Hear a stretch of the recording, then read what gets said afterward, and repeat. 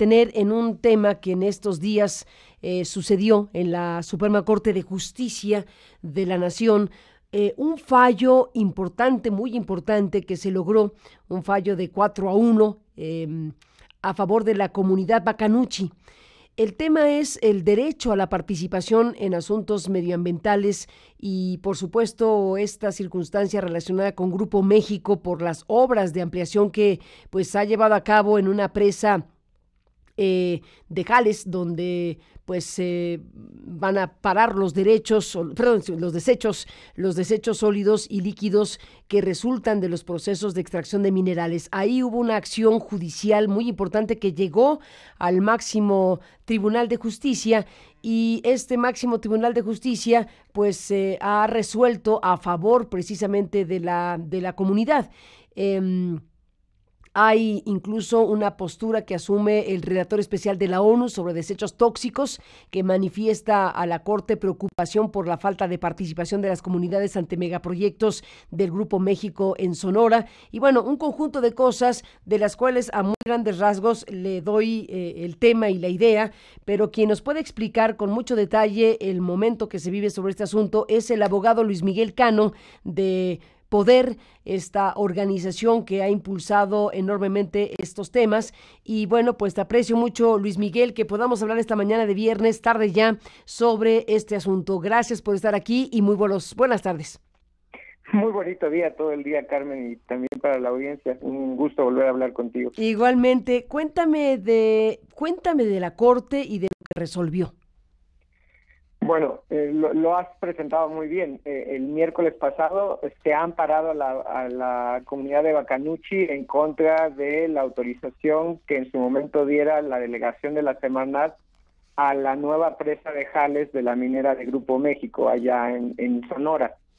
Y más allá de eso, tenemos que empezar en el terreno de las especulaciones, porque no sé si lo sepas, y si no lo cuento también para el auditorio. Venga. Hay una peculiaridad muy curiosa de nuestro sistema judicial. La Corte toma sus determinaciones, este fallo ya es definitivo, inatacable, incuestionable, pero pueden tardar días, semanas o meses en tener lo que se conoce como el engrose, es decir, ni me digas, ¿sí? La sentencia definitiva. Hasta que no podamos acceder a la sentencia definitiva, no podemos saber cuáles son las consideraciones. Por ejemplo, la ministra Luna Ramos votó a favor de amparar a la comunidad, pero por diferentes razones, no sabemos cuáles. Y no sabemos, lo más importante, ahí donde se esconden los diablos, en el detalle de los efectos de la sentencia. Con la información que tenemos sí podemos decir cosas, y ya las hemos dicho, y podemos prepararnos para distintos escenarios. Uno de estos es que, en esencia, este caso sí es un precedente muy importante. ¿Por qué lo digo? Si la Corte simplemente hubiera fallado conforme a la Ley General de Equilibrio Ecológico y Protección al Ambiente, no nos hubieran parado, porque esta ley es deficiente, esta ley secundaria tiene lagunas y ni siquiera contempla la participación de las comunidades para casos como este. Una presa de Jales, lo has dicho bien, a donde van a parar los desechos después de toda la explotación del mineral, es una actividad que se regula por una norma oficial mexicana.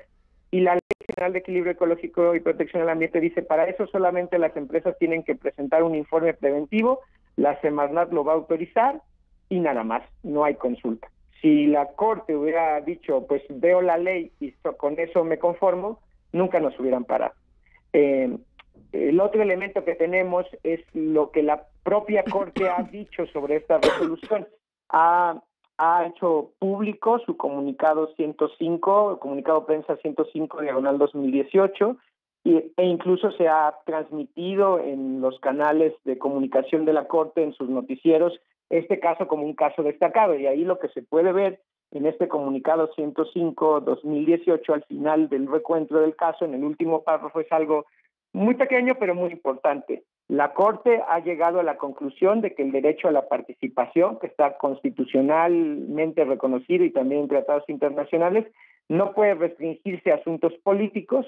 Había un precedente de la segunda sala que decía que solo a eso se limitaba, pero en este caso da un cambio y dice, también el derecho a la participación incluye la posibilidad de incidir en las discusiones relativas a políticas y proyectos medioambientales cuando se afecte a las personas. Este cambio de precedente, este cambio de criterios, importantísimo, no solo para la causa del río Sonora, sino para casos a lo largo y ancho del país en donde muchas organizaciones, muchas comunidades, muchos movimientos se están enfrentando a megaproyectos con un, digamos, punto esencial en común, que es las personas, Carmen, no somos parte del paisaje. No pueden tratarnos de manera tan indigna que la empresa quiera acordar con el gobierno a espaldas de la población y luego imponer el proyecto, despojar de los recursos, de las tierras, desplazar a la gente. En ese sentido, esta determinación, que aunque no conocemos el grueso de las consideraciones, ya ha decidido amparar a Bacanuchi, es un gran precedente, para el país. Proyectos como el nuevo aeropuerto, como el Tren Maya, tendrían por supuesto que tomarlo en cuenta, y a lo largo y ancho del país, proyectos de hidroeléctricas, de eólicas, incluso aquí en la ciudad, con otras legislaciones secundarias, pero los temas de que salgan como hongos los edificios de 200 departamentos o los centros comerciales, el tema de que en las ciudades de los estados de pronto quieran quitar el cerro emblemático y hacerlo un conjunto de casas de muy alto nivel, el tema de hacer desarrollos turísticos en donde hay los pocos manglares que quedan. En ese sentido, el precedente es histórico y nos ha permitido por lo menos darnos una pausa de celebración. Luis Miguel Cano, sí, perdón, sí, el tema es los detalles. El demonio está en los detalles, tal cual lo dice, hay que esperar el engrose y esto que falta por saberse en el ámbito judicial, pero por lo pronto lo que hay es muy importante sin duda. Dime una cosa, yo mencioné muy al paso, Luis Miguel, la visita y el pronunciamiento del relator especial de la ONU sobre desechos tóxicos precisamente, y la preocupación que expresó precisamente ahora que estuvo en México por la falta de participación de las comunidades ante el megaproyecto de Grupo México en Sonora, entre otras cosas. Cuéntame de ello con más detalle, porque estuvo aquí este relator. Hay una carta incluso que se publicó de Baskut Tuncat, que es como se llama este relator especial de Naciones Unidas, que estuvo por aquí en estos días. Claro, este caso, hay que recordarlo, son 4 años del derrame, 3 años desde que se han emprendido las acciones legales que han impulsado los comités de cuenca del río Sonora, es decir, el lugar donde la gente, la población realmente afectada se ha organizado. Acá en Poder nos toca acompañarlo, y parte de ese acompañamiento pues ha sido también transmitir de este caso fundamental a las distintas instancias, no solo nacionales, judiciales, sino por supuesto también las internacionales. Hace un par de años, 2 integrantes del grupo de trabajo sobre empresas y derechos humanos estuvieron por acá.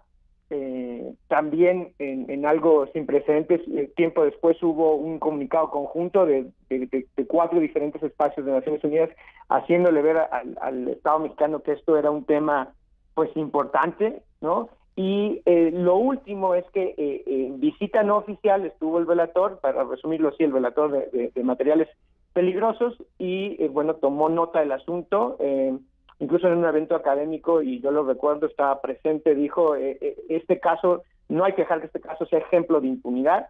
Y ahora, muy importante, pues el relator lo que hizo fue hacer pública una carta abierta a la Corte donde recordaba que la participación en temas como este pues es importante.